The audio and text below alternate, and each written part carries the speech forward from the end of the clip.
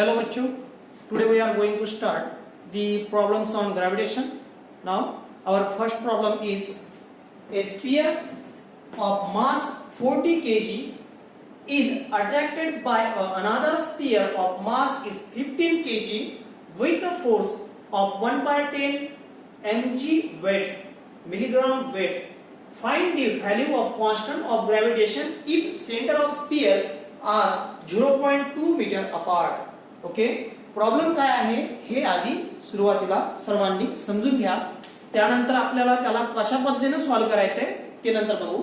ठीक आहे, बघा हा काय म्हणतो आहे की एक स्फियर आहे की ज्याचं मास 40 केजी आहे.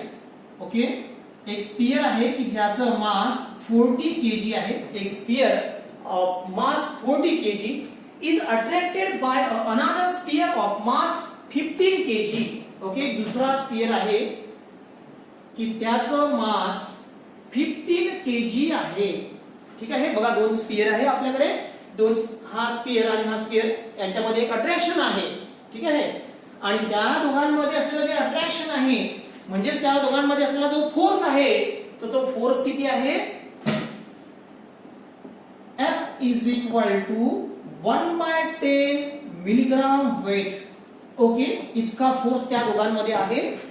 नंतर तो म्हणतो आहे find the value of constant of gravitation if the centre of sphere are 0.2 metre apart. Okay, हे जे दोन्ही स्फियर आहे हे दोन्ही स्फियर या सेंटर ऑफ स्फियर पासून, या स्फियरच्या सेंटर पासून जे एकमेकांपासून जे दूर आहे म्हणजे हे जे अंतर आहे या ठिकाणी ते अंतर आहे small r is equal to 0.2 metre.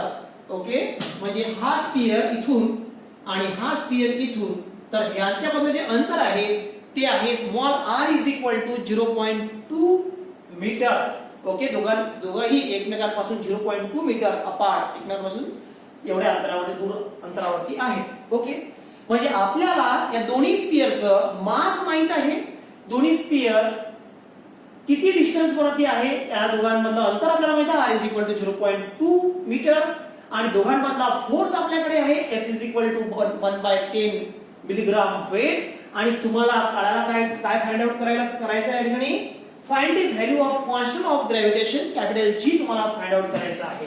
Capital G तुम्हाला काढायचा आहे जो आपण म्हणतो तो युनिव्हर्सल ग्रॅव्हिटेशनल कॉन्स्टंट आहे. ओके, जरी आपल्याला माहित आहे कॅपिटल G ची व्हॅल्यू कॉन्स्टंट आहे, ओके, परंतु या ठिकाणी आपल्याला तो फाइंड करायचा आहे. आपला आन्सर तर तेच येणार आहे. ओके, तो तर काही विशेष नाही, परंतु आपल्याला हे सॉल्व करायचं आहे. ठीक आहे, तर बघा स्फियर ऑफ मास 40 केजी म्हणजे आपल्याकडे एक स्फियर जो आहे त्याचा मास आहे 40 केजी, म्हणून आपण या ठिकाणी लिहिलेलं आहे m1 इज इक्वल टू, या ठिकाणी घेतलेलं आहे 40 केजी, आणि सेकंड स्फियरचा मास आहे 15 केजी, ते सुद्धा आपण या ठिकाणी घेतलेलं आहे. With the force of 1 by 10 milligram weight, force तुम्हाला दिलेला आहे 1 by 10 मिलीग्राम वेट, इतका फोर्स तुम्हाला दिलेला आहे. Find the value of constant of gravitation if the centre of sphere are 0.2 metre apart. Small r ची व्हॅल्यू दिलेली आहे 0.2 मीटर. ओके, आणि तुम्हाला फाइंड करायचं आहे कॅपिटल G. ठीक आहे, तुम्हाला कॅपिटल G या ठिकाणी फाइंड आउट करायचं आहे. तर बघा आपल्याला कॅपिटल G फाइंड करायचं आहे. आपल्याकडे युनिव्हर्सल ग्रॅव्हिटेशनल कॉन्स्टंटचं एक्सप्रेशन आहे, आपल्याला कल्पना आहे. सुरुवातीला आपल्याजवळ ग्रॅव्हिटेशनल फोर्सचं एक्सप्रेशन आहे F is equal to G m1 into m2 by r square. त्यावरून आपण युनिव्हर्सल ग्रॅव्हिटेशनल कॉन्स्टंटचं एक्सप्रेशन काढू शकतो. Capital G is equal to Fr square by m1 into m2. Okay, तर आपण या ठिकाणी घेतो आहे F. we know gravitational force is F is equal to Gm1 into m2 by r square. तर असा आपण फॉर्म्युला घेतलेला आहे. आपल्याला G फाइंड आउट करायचा होता, म्हणून G is equal to Fr square by m1 into m2. Okay, आपला फॉर्म्युला रेडी आहे. कॅपिटल G आपल्याला फाइंड आउट करायचा होता. आपल्याकडे फॉर्म्युला जो आहे तो आपल्याकडे रेडी आहे Fr square by m1 by m2. आता आपल्याला सिंपल व्हॅल्यू पुट करायची आहे, परंतु व्हॅल्यू पुट करायच्या आधी आपण त्या व्हॅल्यू एक वेळेस चेक करत असतो की त्या सर्व व्हॅल्यू SI मध्ये आहे किंवा एकाच युनिट मध्ये आहेत की नाही. आपल्याला काही प्रॉब्लेम नाहीये, एसआय मध्ये असेल तर एसआय मध्ये किंवा सीजीएस मध्ये असेल तर सीजीएस मध्ये, परंतु सर्व व्हॅल्यू एकाच युनिट मध्ये असणं गरजेचं आहे. जनरली आपण त्याला एसआय मध्ये कन्वर्ट करत असतो. ठीक आहे. तर आपल्याला आधी f ची व्हॅल्यू पुट करावी लागेल, नंतर r ची, नंतर m1 आणि m2. ओके. तर सुरुवातीला जाणून घेऊयात आपण आपल्या व्हॅल्यू सर्व एका युनिट मध्ये आहेत का. m1 is equal to 40 kg. m1 म्हणजे मास, फर्स्ट पार्टिकल, फर्स्ट स्फिअरचं mass. Okay. m1 means what here, the mass of first sphere. Okay. तर तो 40 kg दिलेला आहे. मासचं एसआय युनिट किलोग्राम असते आणि या ठिकाणी किलोग्राम दिलेला आहे, म्हणजे ही व्हॅल्यू बरोबर आहे. m2 is equal to 15 kg. हा सुद्धा मास आहे सेकंड स्फिअरचा. आपल्याला माहित आहे की मासचं एसआय युनिट किलोग्राम असते. इथे सुद्धा व्हॅल्यू ही मास जी दिलेली आहे किलोग्राम मध्ये दिलेली आहे, बरोबर आहे. नंतर आपण जाऊयात रेडियस कडे. सॉरी, या दोघांमधलं डिस्टन्स जे आहे एकमेकांपासून ते इतकं अंतर अपार्ट झालेले आहे, म्हणजे small r is equal to radius म्हणू आपण. Small r is equal to 0.2 metre. Radius जरी असली, ओके, r म्हणजे एक प्रकारचा डिस्टन्सच आहे आणि डिस्टन्स म्हणजे एक प्रकारची लेंथ आहे. लेंथचं एसआय युनिट मीटर असते. मी सांगितलेलं आहे तुम्हाला, रेडियस असो, कुठलेही डिस्टन्स असो, डिस्प्लेसमेंट असो अथवा लेंथ कुठलीही असो, त्याचं एसआय युनिट मीटर असते. या ठिकाणी रेडियसचं एसआय युनिट मीटर आहे. ही व्हॅल्यू जी दिलेली आहे ती मीटर मध्ये दिलेली आहे, म्हणजे ही जी व्हॅल्यू आहे ती सुद्धा बरोबर आहे. आता आपल्याला चेक करायची आहे फोर्सची value.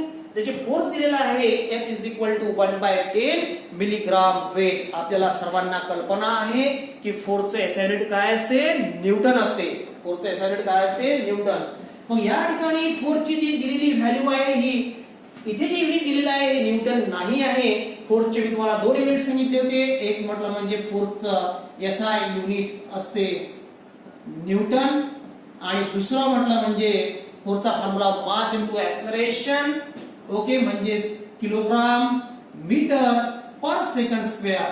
Okay, mass into acceleration हा फोर्सचा फॉर्म्युला, म्हणजे kilogram metre per second square. एक तर हे युनिट असेल फोर्सचं किंवा हे असेल, परंतु या ठिकाणी आपल्याला kilogram metre per second square पण दिलेला नाही आणि न्यूटन पण नाही. ते या ठिकाणी मिलीग्राम वेट दिलेला आहे, म्हणजे या ठिकाणी आपल्याला न्यूटन आणणं गरजेचं आहे.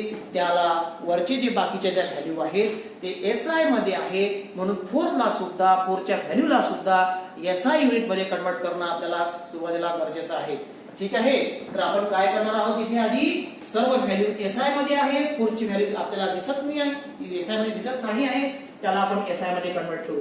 तर एसआय मध्ये कन्वर्ट करत असताना आपण काय करणार आहोत, या ठिकाणी मिलीग्राम आहे, याला आधी ग्राम मध्ये कन्वर्ट करू, ग्राम मधून मग किलोग्राम मध्ये कन्वर्ट करू. ओके. मिलीग्रामचं कन्वर्शन ग्राम मध्ये करत असताना काय करत असतो आपण, की जी व्हॅल्यू दिलेली असेल मिलीग्राम मध्ये, त्या व्हॅल्यूला जर कधी किलोग्राम मध्ये कन्वर्ट करायचं असेल तर सिंपल त्या व्हॅल्यूला आपण 10⁻³ ने मल्टिप्लाय करत असतो. परंतु मिलीग्रामचं कन्वर्शन डायरेक्टली किलोग्राम मध्ये कधी करायचं असेल, बघा लक्ष द्या, मिलीग्रामचं कन्वर्शन तुम्हाला ग्राम मध्ये करायचं असेल तर त्या व्हॅल्यूला 10⁻³ ने मल्टिप्लाय करत असतात आणि ग्रामचं कन्वर्शन किलोग्राम मध्ये कधी करायचं असेल तर पुन्हा त्या व्हॅल्यूला 10⁻³ ने मल्टिप्लाय करत असतात. म्हणजे मिलीग्रामचं कन्वर्शन किलोग्राम मध्ये जर करायचं आहे, हे स्टेप बाय स्टेप केलो आपण. डायरेक्टली मिलीग्रामचं कन्वर्शन किलोग्राम मध्ये करायचं असेल तर त्याला त्या व्हॅल्यूला 10⁻⁻6 ने मल्टिप्लाय करत असतात. मग या ठिकाणी आपल्याकडे F is equal to 1/10 milligram weight दिलेला आहे. याला सुरुवातीला आपण किलोग्राम मिलीग्रामला किलोग्राम मध्ये कन्वर्ट करूया आणि मग बघू न्यूटन मध्ये कसा आणता येईल याला. बघा, F इज इक्वल टू 1/10 मिलीग्रामचं कन्वर्शन डायरेक्ट किलोग्राम मध्ये आपल्याला करायचं आहे, तर दिलेल्या व्हॅल्यूला 10⁻⁻6 ने मल्टिप्लाय करा, म्हणजे ती व्हॅल्यू किलोग्राम मध्ये येईल. 10⁻⁻6 मिलीग्रामच्या ठिकाणी किलोग्राम आलेला आहे आणि वेट या ठिकाणी आलेला आहे. ओके, म्हणजे किलोग्राम वेट असं आपल्याला या ठिकाणी मिळते आहे. 1/10 × 10⁻⁻6 किलोग्राम वेट या ठिकाणी मिळते आहे. नंतर पुन्हा लक्ष द्या की आपल्याला फोर्सचं एसआय युनिट माहित आहे की न्यूटन आहे आणि आपल्याला जी तिथे व्हॅल्यू मिळालेली आहे ही व्हॅल्यू न्यूटन मध्ये येणे जरुरी आहे. ओके, न्यूटन मध्ये त्याला आणणे जरुरी आहे. मग काय करणार आहात की एक लक्षात घ्यायचं की जर तुम्हाला फोर्स ची व्हॅल्यू कधी बरेच सारे आता तुम्ही प्रॅक्टिस करणार आहात, त्यामध्ये तुम्हाला बऱ्याच साऱ्या प्रॉब्लेम मध्ये दिसून येईल की कोणत्या ठिकाणी फोर्स ची व्हॅल्यू बऱ्याच प्रॉब्लेम मध्ये असते, किलोग्राम वेट मध्ये दिलेली असते आणि किलोग्राम वेट मध्ये जर दिलेली असेल आणि त्या किलोग्राम वेट मध्ये आपल्याला तर माहिती आहे फोर्सचा एसआय युनिट न्यूटन आहे, मग या व्हॅल्यूला न्यूटन मध्ये कसं आणायचं तर सिंपल त्या व्हॅल्यूला 9.8 ने मल्टिप्लाय करायचं, म्हणजे काय होईल का ती व्हॅल्यू न्यूटन मध्ये येईल. म्हणजे काय करायचं बघा, F is equal to kilogram weight असं जर दिलेलं असेल पण आपल्याला माहित आहे फोर्सचं एसआय युनिट न्यूटन आहे, मग आता या ठिकाणी तुम्ही न्यूटन कसं आणणार तर सिंपल त्या व्हॅल्यूला 9.8 ने मल्टिप्लाय करायचं, म्हणजे काय होईल का ती व्हॅल्यू न्यूटन मध्ये येईल. आपण इथे काय करणार आहोत की 1/10 into 10 to the power minus 6 into 9.8 Newton. आपल्याला काय मिळालेलं आहे 1/10 into 10 to the power minus 6 into 9.8 Newton. म्हणजे आपल्याला व्हॅल्यू ही न्यूटन मध्ये मिळाली. ओके, नंतर आपण आता हे व्हॅल्यू जे आहे आपल्याकडे ही अरेंज करू व्यवस्थित. ठीक आहे, बघा F is equal to आपल्याला लास्टली काय मिळते बघा 1/10 into 10 to the power minus 6 into 9.8. 9.8 ला मी इथे लिहितो आहे 9.8 into 1/10 या ठिकाणी आहे. बघा लक्ष द्या, एक सिंपल 9.8 जसा तसाच मी या ठिकाणी लिहिलेला आहे. 1/10 into 10 to the power minus 6 1/10 आहे, म्हणजे 10 चा पॉवर इथे किती 1 जो दिसत नाही म्हणजे +1. हा 1/10 10 आहे खाली, 10 चा पॉवर आहे +1. हा वरते गेला तर 10 चा पॉवर झाला -1, म्हणजे 10 to the power -1 into 10 to the power -6 म्हणजे 10 to the power -7 डायरेक्ट होते. 10 to the power -7 -1 -6 -7. ओके, म्हणून इथे लिहितो आहे 10 to the power -7 न्यूटन. लक्ष द्या, मी काहीच नाही केलेलं आहे. 9.8 जसा होता तसा लिहिला, फक्त याला अरेंज केलंय. 1/10 होता, 1/10 आहे तो 10 चा पॉवर +1 आहे त्या ठिकाणी. हा वरती जेवढा जाईल तेवढा मायनस होईल, म्हणजे तो 10 to the power -1 into 10 to the power -6 10 to the power -7 झाला. 9.8 into 10 to the power -7 होईल. ठीक आहे, तर बघा म्हणजे आपल्याला F म्हणजे फोर्स ची व्हॅल्यू मिळालेली आहे न्यूटन मध्ये. म्हणजे आता आपल्याकडे संपूर्ण व्हॅल्यू एसआय मध्ये कन्वर्ट झालेले आहे किंवा एसआय मध्ये अवेलेबल आहे. म्हणजेच आता आपल्याला या फॉर्म्युल्यामध्ये सर्व व्हॅल्यू पुट करायला काही हरकत नाही आहे. ओके, तर आपण काय करणार आहोत, सर्व व्हॅल्यू पुट करणार आहोत. F ची व्हॅल्यू आपल्याकडे आहे 9.8 into 10 to the power -7. नंतर बघा या ठिकाणी आपल्याजवळ r ची व्हॅल्यू आहे. r ची व्हॅल्यू आपल्याजवळ आहे 0.2 मीटर. ओके, आपण या ठिकाणी घेत आहोत 0.2 चा स्क्वेअर. ओके, बघा या ठिकाणी व्हॅल्यू मध्ये पॉइंट येतो आहे 0.2, त्याचा आपल्याला करायचा आहे स्क्वेअर.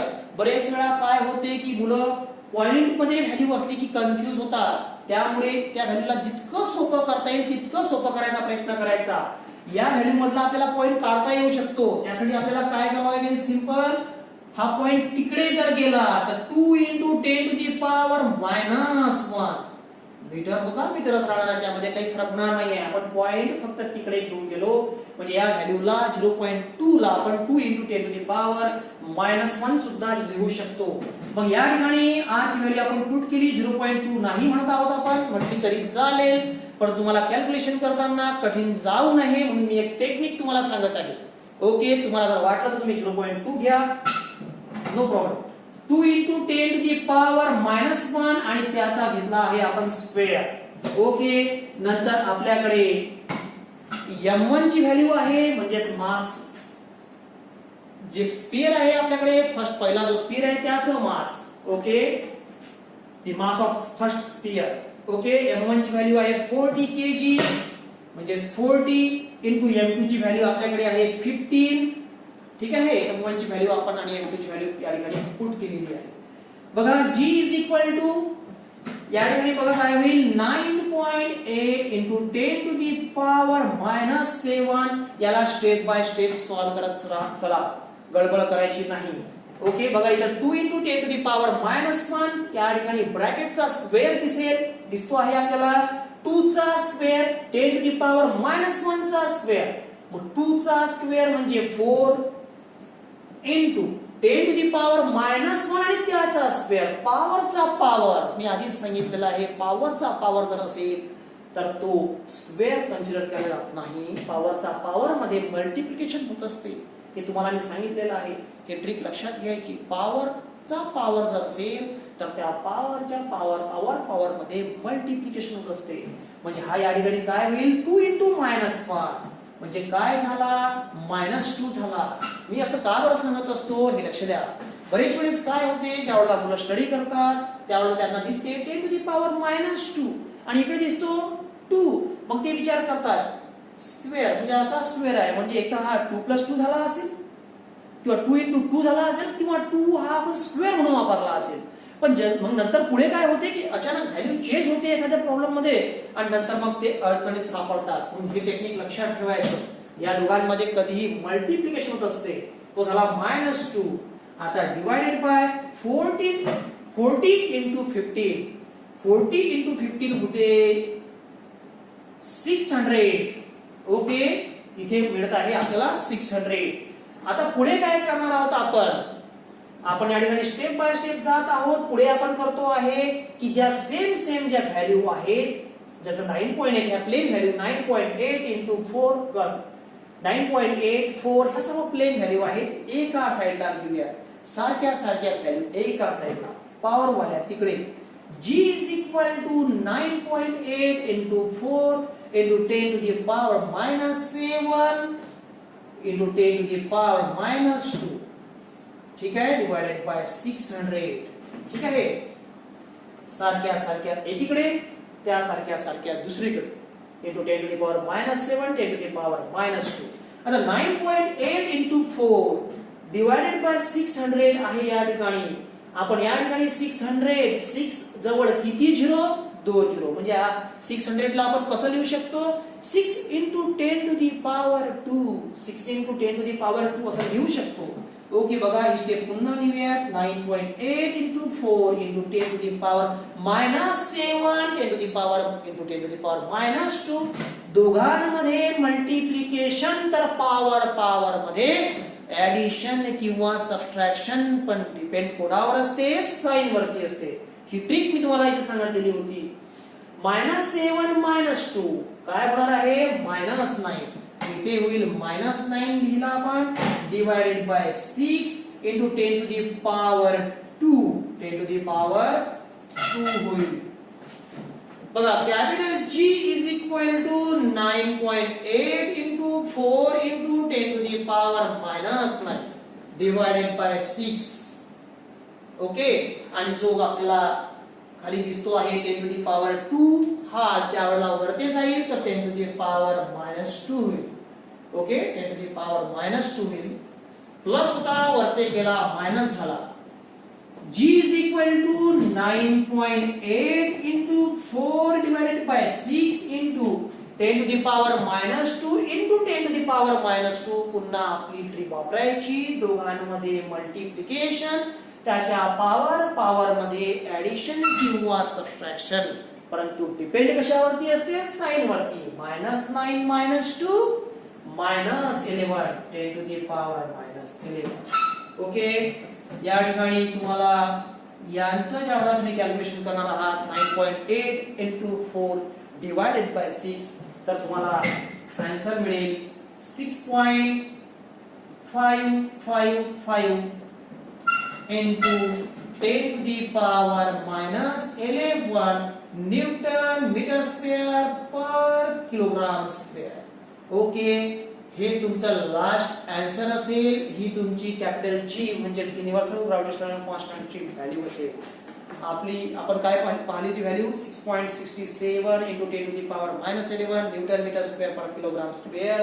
ही नियर अबाउट तीच आहे. जर असं आन्सर येत असेल ही चेक करायचं. आपल्याला माहित आहे ही व्हॅल्यू असते, म्हणून मग आपलं जे आन्सर आलेलं आहे हे बरोबर आहे. ओके, तर या ठिकाणी तुम्हाला आन्सर मिळालेला आहे G is equal to 6.5 किती आलेला आहे 6.333. Okay, 6.533 into 10 to the power -11 newton metre square per kilogram square. Okay, यामध्ये थोडा मागे पुढे होत असेल जर थोडा इथे तर चालून जाईल, तो काही विषय नाही आहे. यामध्ये नाही व्हायला पाहिजे. 6.533 असं आपल्याला लास्ट आन्सर मिळत आहे, कॅपिटल जी ची व्हॅल्यू मिळत आहे. नेक्स्ट प्रॉब्लेम घेऊया. बघा next problem, calculate the acceleration due to gravity at the surface of earth. तुम्हाला acceleration due to gravity calculate करायची आहे ऍट द सरफेस ऑफ अर्थ वरची. ओके, तर या ठिकाणी एक्सेलरेशन ड्यू टू ग्रॅव्हिटी तुम्हाला कॅल्क्युलेट करायला सांगितलेली आहे, परंतु कुठलीच व्हॅल्यू तुम्हाला इथे दिलेली नाही आहे. ओके, तर तुम्हाला acceleration due to gravity small g is equal to gm/r² हे माहित असणं गरजेचं आहे. तर त्यावेळेला तुम्हाला याची acceleration due to gravity find out करता येईल, परंतु त्या व्हॅल्यू सुद्धा त्यामधल्या तुम्हाला माहित असणं गरजेचं आहे. ओके, तर बघा आपण या ठिकाणी एक्सेलरेशन ड्यू टू ग्रॅव्हिटी कशी फाइंड आउट करणार आहोत. त्यासाठी आपल्याला small g is equal to gm/r² म्हणजे एक्सेलरेशन ड्यू टू ग्रॅव्हिटीचे एक्सप्रेशन माहित आहे, आणि small g is equal to gm/r². g म्हणजे universal gravitational constant, m means what mass of earth, r means what radius of earth, हे आपल्याला माहित असणं गरजेचं आहे. म्हणून या ठिकाणी आपण लिहित आहोत given r is the radius of earth. r ची व्हॅल्यू किती असते? 6.4 into 10 to the power 6 metre, 6400 kilometre हे अर्थची रेडियस असते. आपण त्याला मीटर मध्ये कन्वर्ट ज्यावेळेला करतो त्यावेळेला r is equal to 6.4 into 10 to the power 6 metre आपल्याला मिळते. नंतर आपण घेत आहोत कॅपिटल G ची व्हॅल्यू, ती सुद्धा कॉन्स्टंट असते, ती असते 6.67 into 10 to the power -11 newton metre square per kilogram square, ती सुद्धा आपण व्हॅल्यू घेतलेली आहे. नंतर आपण व्हॅल्यू घेणार आहोत डेन्सिटीची. डेन्सिटी किती असते? Density is equal to 5.5 into 10 to the power 3 kilogram per cubic metre. Okay, density is equal to mass upon volume. Mass means what kilogram, volume means what cubic metre, kilogram per cubic metre. 5.5 into 10 to the power 3 kilogram per cubic metre. Okay, तर या ठिकाणी आपल्याकडे radius पण आहे, capital G पण आहे आणि row पण आहे, डेन्सिटी आहे. ओके, आणि तुम्हाला काय करायचं आहे? एक्सेलरेशन ड्यू टू ग्रॅव्हिटी काढायचं आहे, स्मॉल g काढायचा आहे, स्मॉल g फाइंड आउट करायचा आहे. तर तुम्ही इथे काय म्हणणार आहात की we know small g is equal to gm/r². small g is equal to gm/r². Small g means what? Acceleration due to gravity at the surface of Earth. Small g is equal to small g by capital G capital M by r². तर मग आपण या ठिकाणी काय करणार आहोत? Capital M काय आहे? मास ऑफ अर्थ. ओके, मास ऑफ अर्थ capital M. The density is equal to, we know density is equal to mass upon volume. Okay, the capital M is equal to volume into density. We know Earth is a spherical. Earth is spherical. Therefore, volume is 4/3 pi r cube. Volume is 4/3 pi r cube. लक्ष द्या. Small g is equal to gm/r² आपण या ठिकाणी घेतलेला आहे. m म्हणजे काय? Mass of earth. Density is equal to mass upon volume. Mass म्हणजे काय? therefore mass is equal to volume into density. Volume काय असतो अर्थचा? 4/3 pi r³ म्हणून आपण या ठिकाणी घेऊया capital M is equal to 4/3 pi r³ into rho. ही झाली m ची व्हॅल्यू आणि या इक्वेशन 1 मध्ये आपण पुट करत आहोत small g is equal to g by r² आणि m ची जी व्हॅल्यू आहे ती आहे 4/3 pi r³ into rho. Okay, 4/3 pi r³ rho. आणि हे आपण या आधी एक्सप्रेशन पाहिलं होतं in terms of acceleration due to gravity. Okay, तर त्यावेळेला आपण इन टर्म्स ऑफ डेन्सिटी पाहिलं होतं. Acceleration of an expression for acceleration due to gravity in terms of density ज्यावेळेला आपण पाहिलं होतं त्यावेळेला आपण असं केलं होतं, कॅपिटल M ची व्हॅल्यू घेतली होती 4/3 pi r³ इनटू रो आणि ती यामध्ये पुट केली होती. त्यावेळेला आपल्याला ऍक्सेलरेशन ड्यू टू ग्रॅव्हिटी मिळाली होती in terms of density. Okay, तर मग small g is equal to g by r square जो जसा होता तसाच ठेवलेला आहे. कॅपिटल M ची व्हॅल्यू या ठिकाणी पुट केली आहे. आता आपण काय करणार आहोत, या ठिकाणी आपल्याकडे r क्यूब आहे, खाली r स्क्वेअर आहे, म्हणजे हा r स्क्वेअर आणि यामधला एक स्क्वेअर कट होईल. आपल्याला मिळेल small g is equal to 4/3 pi r row g, 4/3 pi r row आणि हा g. ओके, आपल्याला मिळतो आहे.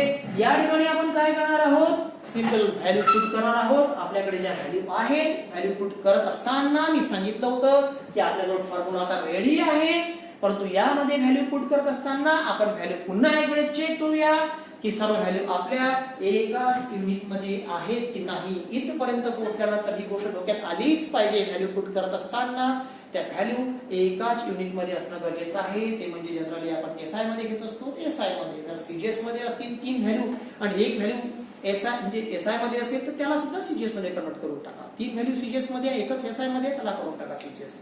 परंतु 3 एसआय मध्ये आहे, एक सीजीएस मध्ये, त्याला एसआय मध्ये कन्वर्ट करून टाका. म्हणजे सर्व एकाच युनिट मध्ये ठेवा.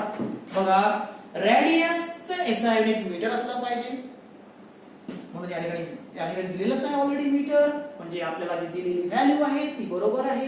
कॅपिटल जी चं SI unit newton metre square per kilogram square आहे, ही सुद्धा व्हॅल्यू बरोबर आहे. डेन्सिटी चं SI unit kilogram per cubic metre, ही सुद्धा व्हॅल्यू बरोबर आहे. मग आता आपण काय करू की व्हॅल्यू पुट करू.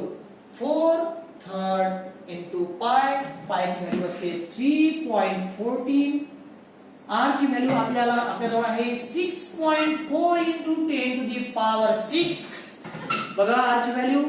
नंतर आपल्याकडे आहे डेन्सिटीची value 5.5 into 10 to the power 3 आणि g ची व्हॅल्यू आपल्याकडे आहे, g ची व्हॅल्यू आहे 6.67 into 10 to the power -11. Okay, सर्व ज्या व्हॅल्यू होत्या त्या आपण या ठिकाणी लिहिलेल्या आहेत.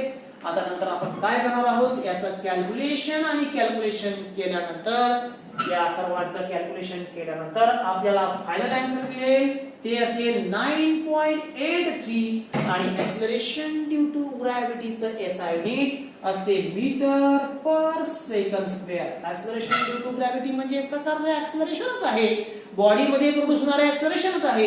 म्हणून जे एक्सेलरेशनचे एसआय युनिट असते तेच एक्सेलरेशन ड्यू टू ग्रॅव्हिटीचं असते, मीटर पर सेकंड स्क्वेअर.